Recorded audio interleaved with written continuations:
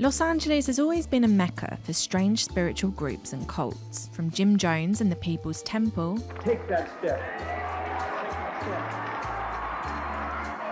To the Manson family. Same? That's relative.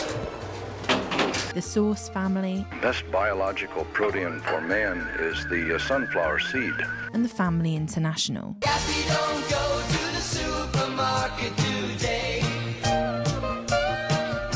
Never trust a group with family in the name. Those are the cults that most people have heard of. But there are a surprising number of new religious groups that popped up in the early 1900s, inspired by the burgeoning New Thought movement, which taught that illness was the result of bad thinking, as well as theosophical groups that fused Hermetic, esoteric and spiritual teachings. It was against this backdrop that May Otis Blackburn formed her own religious order, one that took the headlines by storm in 1929 and 1930, before fading into obscurity. Before we get into it, I covered this case on my podcast that I host with my friend Martin. It's called Dial Femme for Murder and it is available wherever you listen to podcasts. We're hoping to have Samuel Fort on the show soon to discuss his book, The Cult of the Great 11, which I read to put this video together. It's an amazing book and he spent years researching and investigating to put together the most comprehensive timeline of the weirdest cult that you have never heard of. Let's get into it.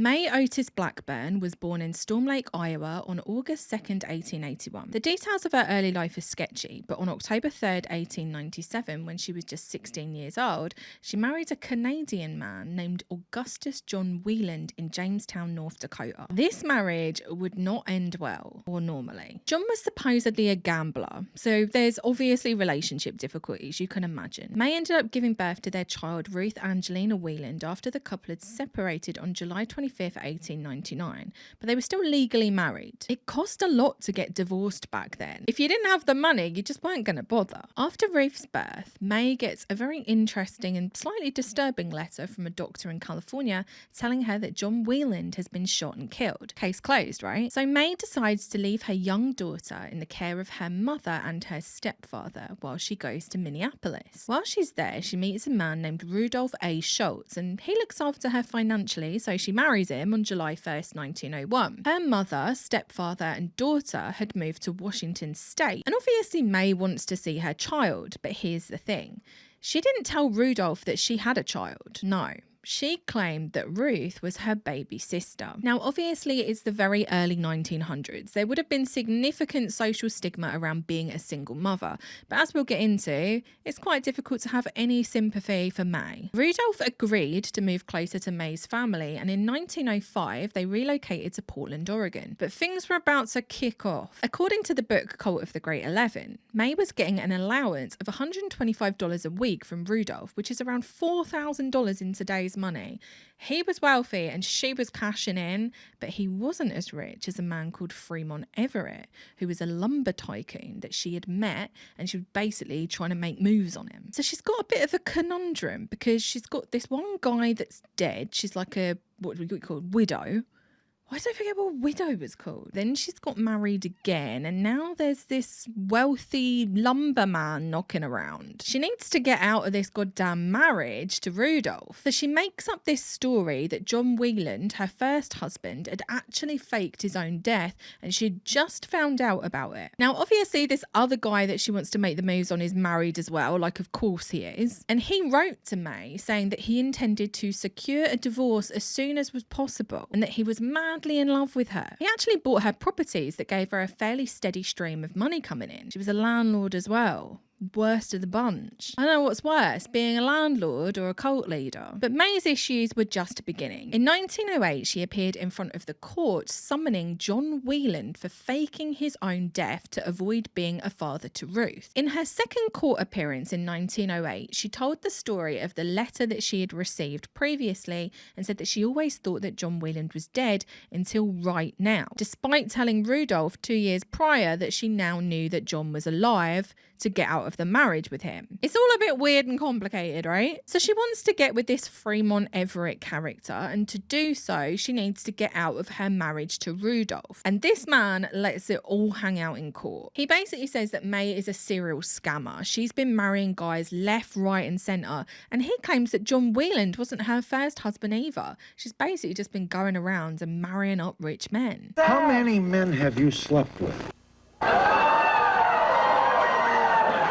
Much less than most of my girlfriends. I just married them. Sadly, the court records are like long gone, so we don't really know what the hell happened, but it gives us an interesting insight into May's mind and just how far she would go to get money. And I'm telling you, she's a landlord as well, so, you know, I already don't trust her. We next meet May on May 27th, 1915, which is when she got married for the third time, the fourth time, I don't know. This time it was a man named George Edward Bloom who had recently been written about in the newspaper because he'd gotten a large cash settlement from an accident that he'd had at work. So is it beyond the realms of possibility that May had read about him in the newspaper and thought, there's a guy I'd like to meet. Can I prove it? No, I can't. But we do know that she likes a bit of cash. Her mother had also remarried to a man named Walter Blackburn who owned some grocery stores. And he had a son named Ward who was a serious creep, and we will get on to him. So let's skip forward. 1917, May's doing all right financially, but she's split with George and he's gone to prison.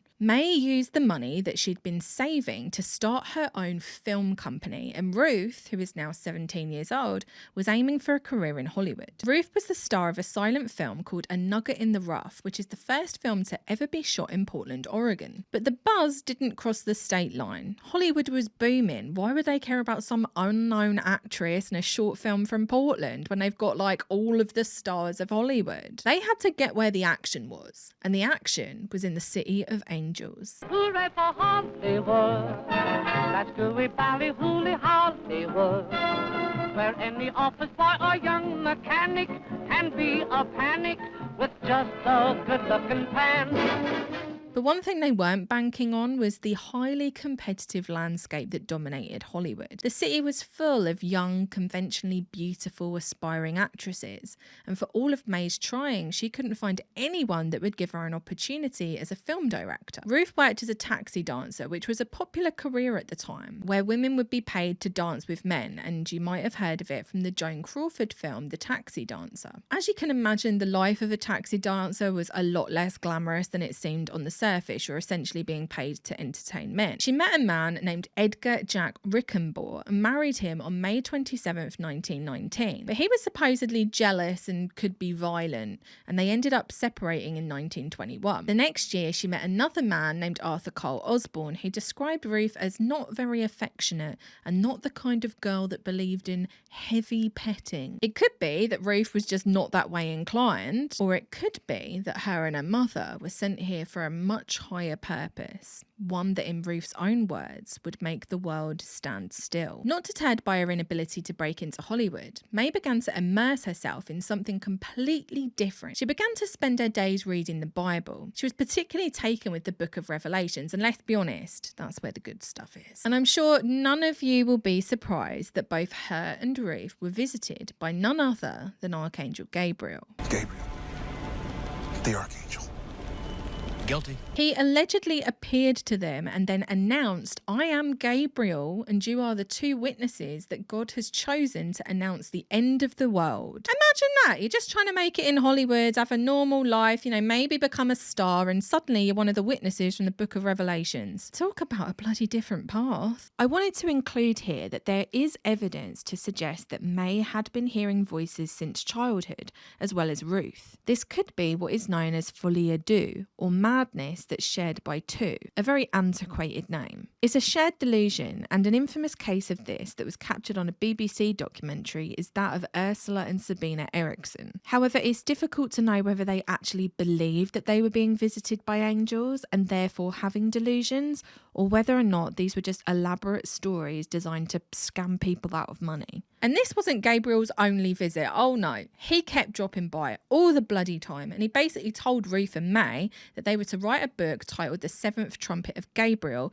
that would announce the end of the world. Ruth later said, and the angel Gabriel used to come into the room where May and I were, and after he dictated a while on the sixth seal and the seventh trumpet, and how we were to gain eternal life and a mine full of nuggets and jewels near Bakersfield, he'd croon the tunes of Cleopatra, and I danced for him, and he made me custodian of all the Egyptian dances. They're to dictate, or channel, if you like, his words into a book that would take the world by storm, but they couldn't do it alone. And Archangel Gabriel is fucking broke. He ain't got a dime. So who do they hit up for cash? Ruth's husband, Arthur. They convinced Arthur to borrow money from his job, and the angels' demands got increasingly extravagant. The angels wanted them to set up a religious order, and who were they to say no? They sold it to Arthur like it was an investment. This was the book that was going to blow the bloody doors off of everything, and he'd get tons in return just for putting in a tiny little bit now. Sounds a little bit like an MLM, right? But the money that he had borrowed from his job needed to be repaid, and he didn't have any cash. The poor guy ended up getting fired, and his own parents dropped by to give Ruth and May a piece of their mind.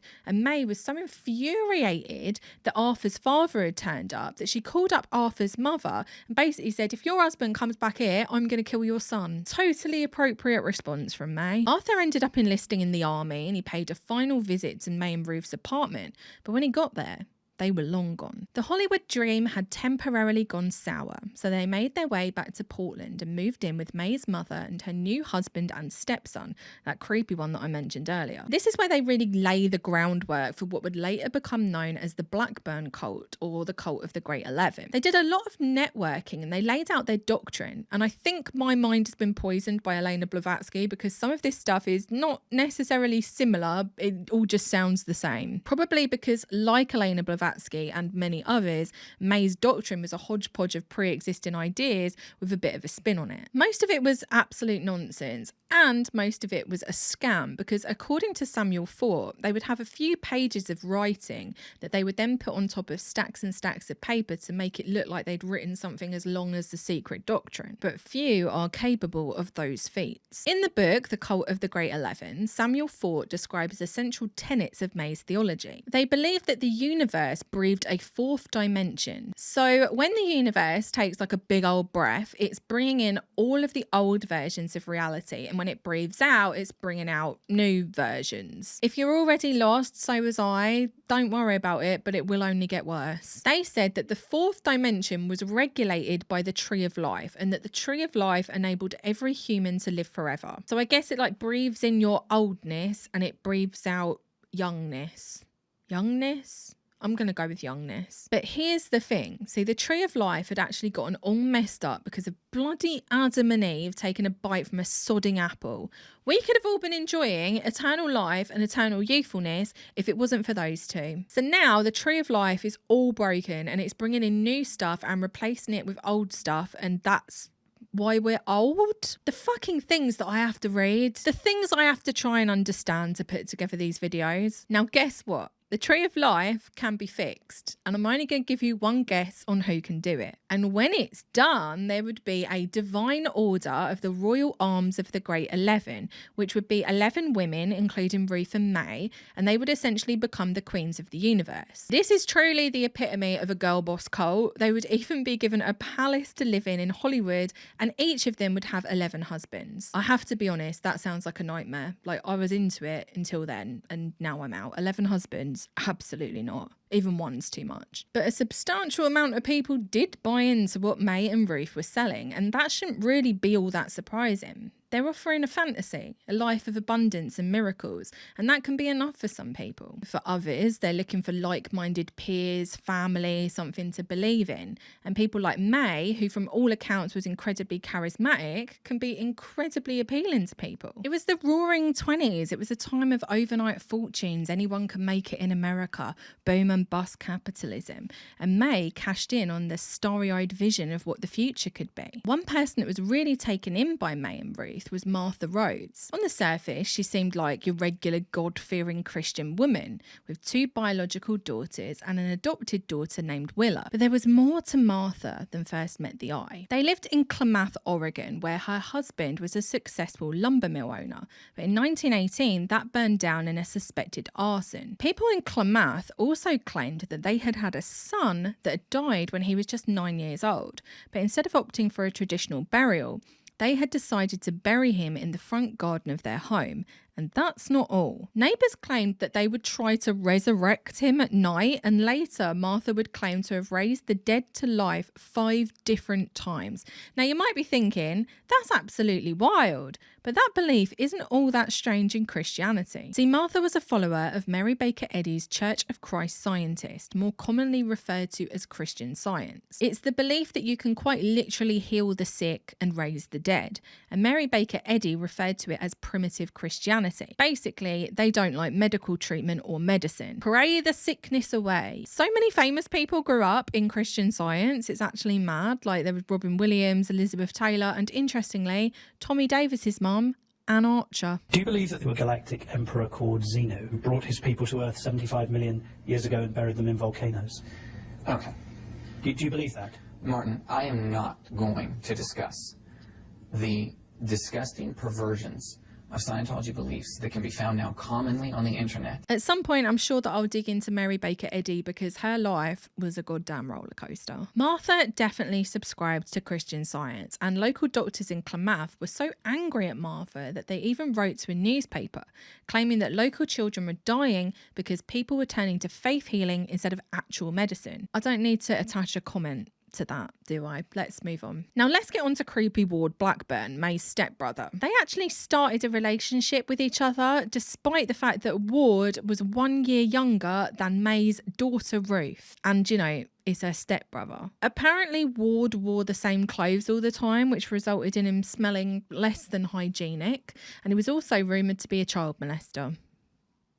As you do. Samuel Fort says that there were a few strange incidents involving May and children, saying that she once approached a mother and a daughter at a grocery store and asked if she could have the daughter, and that she may have also tried to abduct a child. This is so extremely sus, but it is only going to get worse. Remember Martha's adopted child, Willa? Well, May was so taken with her that she decided to give her the position of priestess within the order, and that is not all. See, May liked to change the names of her followers, and sadly that is a very common tactic in cults. Basically erases your previous identity and keeps you tethered to the group. She called Willa the Tree of Life, and we know how symbolic and important that was to the main teachings of the group. Ward's father Walter, who was May's stepdad and now also her father-in-law, joined the gang, and he ended up selling his grocery business and using that money to buy a printing press for May. But this wasn't to be located in Oregon.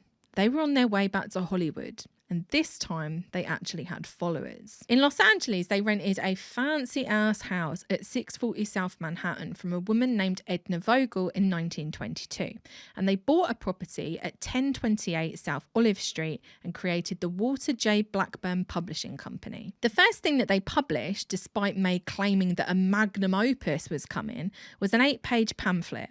Hardly Isis Unveiled. The followers have been sold this dream of a book that will literally stop the world, and now they're out here trying to shift pamphlets. What a rip-off. Anyway, May covered it up by saying that the pamphlets were just like a warm-up act. The main attraction was still work in progress, and perfection takes time. So her followers are left with a bunch of pamphlets to shift, and they didn't really make a huge amount of sense. But that didn't stop them from trying to shift them on the streets of Los Angeles in a bid to find more followers. On May 24th, 1924, Ruth married 17-year-old Samuel Rizzio. He was an Italian-American, and his family was staunch Catholics, as well as having connections to the mafia. Despite Ruth's strange beliefs, she was welcomed in by the Rizzio family, and Sammy was obviously promised a share of the profits of that bloody book that's taking forever. According to Samuel Fort, Ruth had been proclaimed the Queen of the Great 11, and this is hardly a patriarchal group. Sammy would have most likely been forbidden from working outside of the cult. Maybe he'd always had his doubts, who are we to know? But the story goes that he was abusive, and after a particularly violent incident, he left. At least that's what Ruth said,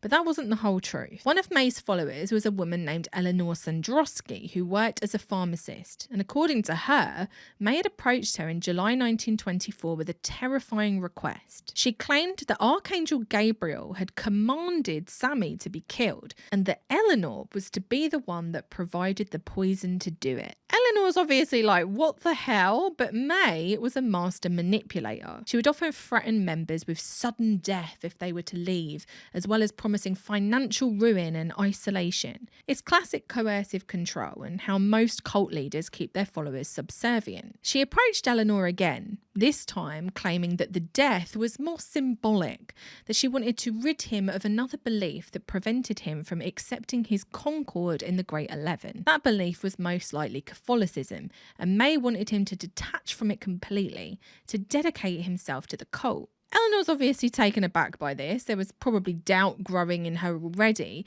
considering the fact that May's been promising this book that's going to make everyone rich and it's yet to appear. May claims that the angels showed her a white vial and told her that it would leave no trace. And she also threatened Eleanor with death if she told anyone about the request. But Eleanor was absolutely against the idea of providing May with poison.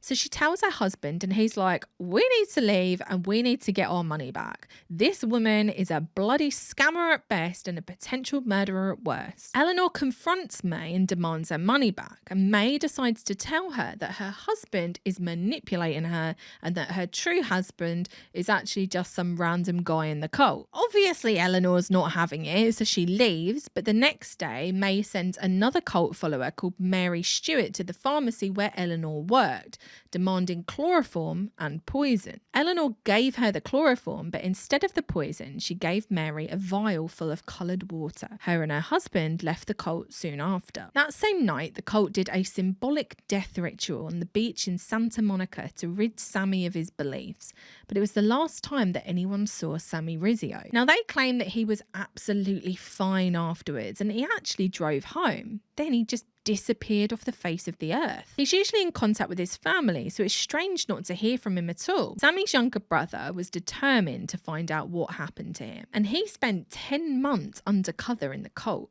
working as May's chauffeur. He found Sami's possessions in the house, which led him to believe that he'd just left everything. But this was explained away by May and Ruth, who said, oh, maybe he'll come back. The family wanted to go to the authorities to find out exactly what had happened. But before they could take it any further, they were visited by a police officer who warned them to keep quiet about May. And he was allegedly a member of the Divine Order, and Sami's family was scared into silence. That year, May Blackburn moved into another big house at 427 North Vermont, along with her mother Jenny and her husband/stepbrother Ward. In this house, May chained and padlocked her mother Jenny to her bed for 75 days, but Jenny seemed to have no problem with this at all. She later told newspapers that during that time, I never was happier. The angel Gabriel finally released me. That is, spiritually.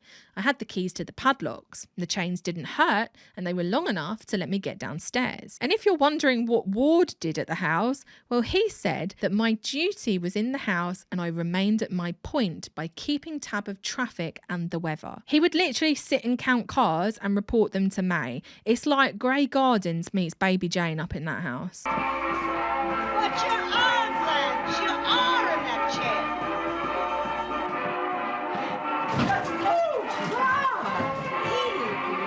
November 1924 was an interesting year for the cult.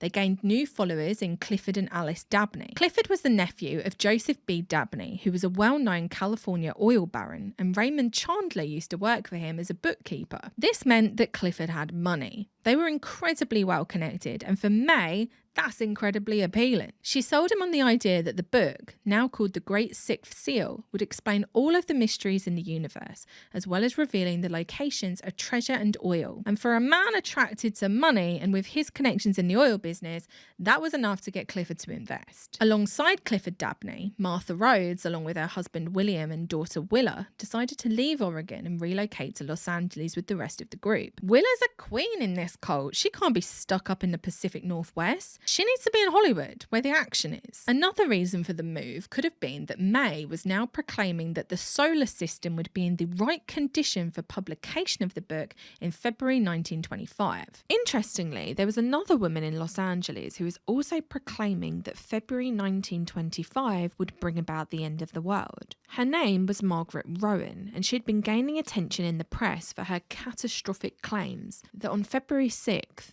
it would be all over. She was given the nickname Prophetess of Doom by the press, and Samuel Fort writes in Cult of the Great 11 that May and her group cashed in on this date, claiming that it wouldn't bring fire and brimstone, it would be the opening of a new spiritual era, kind of like what people said about 2012. The date was drawing closer. They had to join May, and so they did, moving into a home in Los Angeles that May had arranged for them. May's mother, Jenny, finally free from her shackles, presented Willa with a strange housewarming gift. 7 puppies that were named after the 7 tones on the musical scale. Everything seemed to be looking up. Money was flowing in, the book was going to be published, and soon the world would know about May and Ruth. But the new year brought tragedy and changed the trajectory of the group forever. Willa had developed an ulcerated tooth over Christmas, and given the fact that her mother literally believed that they could just pray the illness away, Willa didn't see a dentist. Martha herself claimed to have literally raised the dead before, so why would she be worried if Willa passed away? They could just magic her back to life. Willa died on January 1st, 1925, when she was just 14 years old, and Martha's first instinct was to bring her back to life,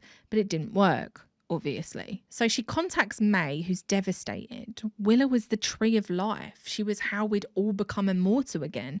But according to May's angels, Willa would live again, just not right now. There's going to be a bit of a delay, but they needed to preserve her body to make sure that she had a body to come back to. And they couldn't hand the body over to the authorities either. Aren't you just glad that this is the kind of stuff that happened 100 years ago and is not at all similar to things that went on, last year? Willa's body was moved to May's home, where it was placed on slabs of ice on the bathroom floor. And if you're thinking, that can't get much worse, can it? Well, strap in. They decided to sacrifice Willa's 7 puppies as well, placing them around her body in a room in the house that they called her sleeping chamber, where she stayed until the cult moved to Santa Monica in May 1925. In Santa Monica, they lived there for 2 months in a building that is now the Earth Cafe, and weirdly enough, I ate there 7 years ago, and I did not know anything about this until I started researching the case. I googled the location. I was like, oh my god, I ate there. What a small, strange world. After Santa Monica, they moved to nearby Venice Beach, and May declared that the angels had commanded that they bury Willa's body. On February 10th, 1926, Willa's external body was embalmed. She was laid on her back with her knees drawn to her chest, and the 7 dead puppies were wrapped in blankets and put into her coffin, which was buried in the crawl space underneath Martha and William's bedroom. And the strangeness didn't stop there. According to Samuel Fort, the membership of May's cult was around 100 people, and the passing of the February publication date hadn't really deterred anyone. They would do outdoor rituals and attract the attention of neighbours, and now, with a dead body underneath the floorboards, they couldn't afford to get on the wrong side of the nosy curtain twitchers of Santa Monica. So Clifford Dabney stepped up and purchased 164 acres of land in the then desolate Simi Valley. They finally had a compound. Despite the similarities between Christian Science and May Blackburn's teachings, there were very strong differences too. May was more metaphysical and esoteric, generally spouting absolute gibberish and nonsense, whereas followers like Martha were bought in by Christian Science ideas like reviving the dead. To combat this division, May established another religious order in 1926 called the Church of the Divine Science of Joshua, the Branch, the Headstone of the Corner. Divine Science was an already established religious movement, founded as part of the wider New Thought movement in the 1800s. But May's version of Divine Science was registered as a non-profit on March 29, 1928, and this was separate to the Great 11 cult. From as much as I can ascertain, the majority of 1927 was spent building up the compound at Simi Valley. The cult followers referred to it as the Work, but it would later be nicknamed Harmony Hamlet by the Los Angeles Times. They started off in tents, but eventually upgraded to buildings, including a temple that they called the Golden Throne Temple, which was incredibly opulent with elaborate carvings, furnishings, and stained glass. The way the press wrote about this temple, it sounds like the most kitschy, strange place ever, complete with a golden lamp shaped like a lion's head and a gilded throne. And if you thought the strangeness was going to stop there, think again. May's manipulation and desire for control over her followers had her making some pretty strange demands. Followers were forbidden from eating apples because of bloody Eve and Adam in the Garden of Eden. They couldn't eat walnuts because they created a wall. And they couldn't even eat T-bone steaks because apparently that represented the crucifixion of Christ. Followers also had to do strange things like rub butter on their feet, smoke a certain amount of cigarettes, and eat sugarless pie. The absolute horror of a sugarless pie, I don't even want to imagine it. On February 3rd, 1927, 29-year-old Louise Voles went missing. She was never found. She wasn't a cult follower. She lived in Simi Valley with her husband and child, and on the night she went missing, it was raining hard.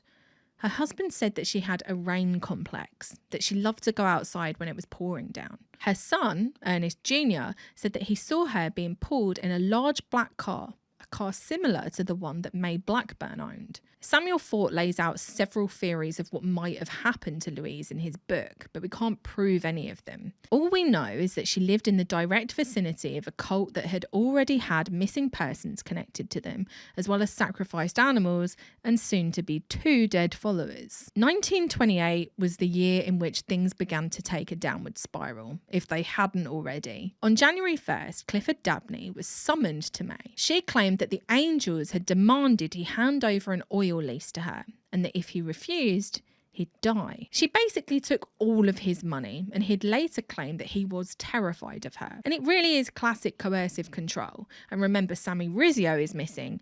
Who knows what May's capable of? On February 27th, 1928, a Beverly Hills car dealer drove to the compound to deliver a car. He claimed that a young woman rushed towards him in a panic, telling him that she's scared for her life. She even got into his car trying to get away, but 2 armed men forced her out of the car, and unfortunately we have no idea who she was. But the most disturbing was yet to come. In March 1928, another cult member died. This time it was Frances Turner. She was paralysed and had lost the ability to speak, and her sister was already in the cult, so it's most likely that she turned to the group to heal her. The official story from the cult was that she had been carried to May's mother's cabin on the compound, where they had placed hot stones on top of chicken wire. Frances had been put underneath the stones for healing, but it acted as a kind of grill. She survived for 2 days and eventually died.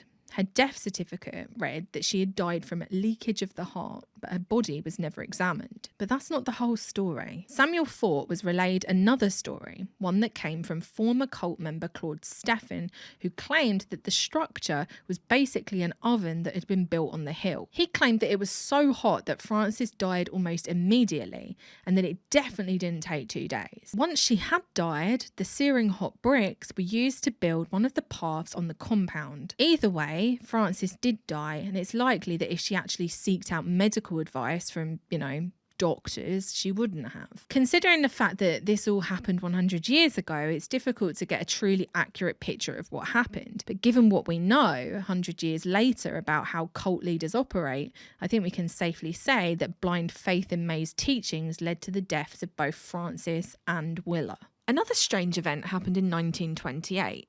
May took 2 cars to Stovepipe Wells in Death Valley along with 2 horses. She told the followers that this was to complete a religious mathematical concord there, which was about escaping the jaws of death, and the 2 horses were named the Jaws of Death. It all makes complete sense, right? And if you're wondering, the 2 horses were sacrificed on return from Death Valley. By July 1929, Clifford Dabney had had enough. He'd already been starting to have his doubts about May. The book still wasn't published, people were dying, and she was demanding money constantly. He decided to file suit against May, and eventually he went to the police to press for fraud charges. But the police didn't really take him seriously. From their incredibly ignorant perspective, Clifford Dabney was a smart, successful businessman, and therefore he should have been immune to being conned by May. Unfortunately, this line of thinking still exists. People have a certain stereotype in their heads about what it means to be a cult follower. They assume that no regular, normal person would ever join a cult. And time again, through researching different cases, I found that that's not the case. Yes, there's generally an element of wanting to believe, but these generally aren't outcasts from society. They're people like you and me,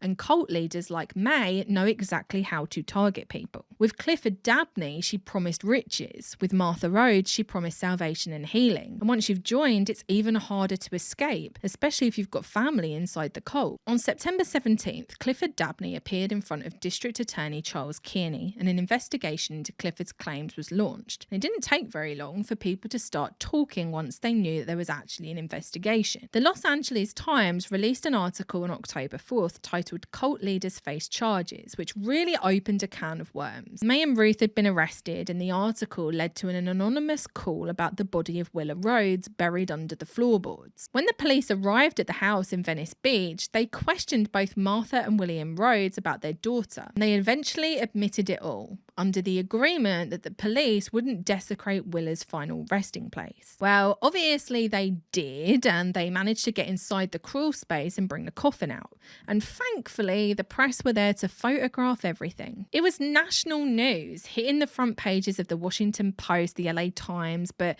as with all stories of this magnitude, there was a lot of incorrect information reported in the articles that came out after Willa's body had been found. There were so many articles, the newspapers all clearly cashing in on a salacious crime story with a cult twist, and there was definitely an element of media hysteria going on, but the articles captured the attention of Frances Rizzio, who demanded an investigation into the disappearance of her son Simi, and by all accounts, the police did begin investigating, but to no avail. The stories in the press got even more wild when they were granted access to the compound with the police. They couldn't believe what they were seeing, and they captured this particularly intriguing snap of cult follower Merritt Woodall with the lion's head lamp. "I cannot lie, I live for kitsch, and I want that damn lamp." There was talk of dog bones being found on the compound, which isn't surprising considering how keen May and her group were on sacrificing animals. There were also allegations that the cult was connected to the body of an unidentified man that had been found mutilated in a chicken coop on Huntington Beach, but there was really no evidence that actually proved it. Despite all of the tales and the body of Willa being found, May and Ruth were only charged in connection to money, and on October 16th, 3 out of 15 charges against May ended up being dropped, and Ruth was released from custody. But a day later, the DA made a statement that was reported in the press saying that Simi Rizzio was probably killed by the cult, but that's all we really know, just a big fat maybe. On October 22nd, the Los Angeles County coroner announced that Willa wasn't murdered and that her cause of death was an ulcerated tooth. However, it's worth noting that only the outside of Willa had been preserved, so there was really no way of actually testing her for poison or anything like that. Now, May might have been locked up, but she still exerted control over her followers. While she was in custody, she refused to hand out money so that they could eat, but she was released on October 30th on a $10,000 bail. But Clifford Dabney was not letting this shit slide. He was going to get May one way or another, and he ended up filing another lawsuit against her in mid-November in regards to a property that he had signed over to her under threat of death. Imagine that. You're just like, "Oh, I don't want to give you my property," and she's like, "Well, I will kill you. I will kill you." And you're just like, "Great, I guess it's yours." May was arraigned on December 4th, 1929, and she pleaded not guilty, so it went to a trial that started in January 1930, and that lasted for 7 weeks. May's general defence was that she was just following the angel's orders, and who was she to tell Archangel Gabriel to piss off? But the court didn't take kindly to the guided by angels defence, and May was convicted on March 2nd, 1930 of 8 counts of grand theft, and she was sent to San Quentin. But if you think that that stopped her or the followers that remained from terrorising Clifford Dabney, you got another thing coming. He got a ton of death threats via letter and even on the telephone. And the worst was yet to come. See, May actually filed to overturn the verdict, claiming that her trial had been unfair. See, the trial was supposed to just be about financial crimes, and the police had introduced the disappearance of Simi Rizzio and the deaths of Francis and Willa into the mix. And this, she claimed, had turned the jury against her. Now, as much as I dislike May Blackburn, and trust me, I am not a stan, she did have a point. Introducing the allegations of murder and disappearances was almost certain to cause anger within the jury, and therefore, could they have given May a fair trial? The Supreme Court agreed too, because on November 30th, she was released from jail. Now, don't get me wrong, I don't think that she should have been released. I think that she was absolutely guilty of defrauding Clifford Dabney and most likely guilty of a lot more. But the fact of the matter was, the prosecution had bungled the case. May got away with everything. No charges were ever brought against her for the deaths of Francis or Willa, and she was a free woman. Martha and William Rhodes weren't charged for keeping their dead daughter buried under their floorboards either. And according to Samuel Fort, the court warned that any legislative attempt to limit or regulate May's claimed possession of exceptional spiritual power or knowledge had to be rejected because it would be a dangerous invitation of the state into the realm of religious freedom and privilege guaranteed by the Constitution. Mentally healthy people are responsible for their decisions, and if such want to join an order like the Great 11, they can. This is an important conversation when discussing cults, religions, new religious movements. At what point do you stop leaning on the idea of personal responsibility and acknowledge that cults tend to prey on vulnerable people? While I believe in a certain level of religious freedom, once you start stripping followers of their money and autonomy, you're no longer a harmless religion. You're actively causing harm to another person. Now, I'm not saying that the government should storm in all guns blazing like Waco. Absolutely not. But I see this line of thinking constantly in the comment section of my video on Love Has Won, for example. This idea that, well, they made their choice, and if they choose to join a cult, then they just need to deal with it. It ignores all of the wider socio-economic factors that lead to people joining abusive groups. You're essentially saying, well, I wouldn't do it, therefore I don't care. And I know that this might be annoying for some people to hear that just want to listen to a juicy cult story instead of what one commenter called my Marxist mind slave dogma, but this stuff is important. I'm not saying that people are never going to be taken in by scam artists or gurus. I just think it's important to address the reasons why a lot of people do get taken in. A lot of the time, they're socio-economic reasons, but they can also be related to mental health. And your mental health is directly impacted by your environment. And your environment is directly impacted by the socio-economic conditions in which you live. It's a big bloody circle. Anyway, if you're expecting this story to end with a bang, then you're going to be disappointed. They really did just fizzle out. All of the negative press made it almost impossible to recruit people. Who wants to join a group after hearing about all of that? The Great Sixth Seal was never published. Instead, May published a book in 1936 called The Origin of God, which is so convoluted in its writing style that it gives ISIS Unveiled a run for its money. It was actually dictated by May to a follower called Winifred Baker, and she didn't even get a copy of the book for free. May made her buy it. How truly evil can you get? Classic landlord behaviour. May died of heart failure in Los Angeles on June 17th, 1951. After her death, a small number of followers followed her instructions and moved to Lake Tahoe, but it was all over. The mission had failed. The world hadn't stopped still, except for those few months in 1929 when people stopped and listened to the strange tale of the cult of the Great 11. Thank you so much for watching the video. I really hope that you enjoyed it. If you did, let me know what you thought. Smash the like button, leave me a comment, and I will see you in the next video. Bye!